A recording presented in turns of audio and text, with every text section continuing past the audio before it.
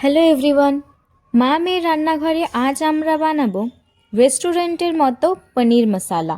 তার জন্য প্রথমেই কড়াইতে সাদা তেল নিয়ে পনিরগুলোকে একটু লাল লাল করে ভেজে নিতে হবে।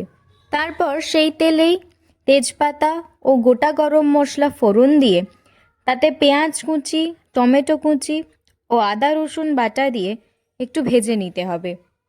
অন্যদিকে একটা বাটিতে টক দই নিয়ে তার মধ্যে জিরে গুঁড়ো, ধনে গুঁড়ো, লঙ্কার গুঁড়ো ও হলুদ গুঁড়ো দিয়ে ভালো করে ফেটিয়ে নিতে হবে।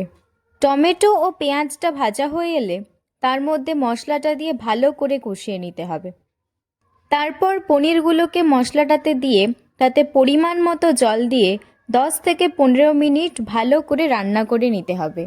তারপর নামানোর আগে ওপর থেকে ধনেপাতা ছড়িয়ে দিয়ে নামিয়ে পরিবেশন করুন রেস্টুরেন্টের মতো পনির মশালা।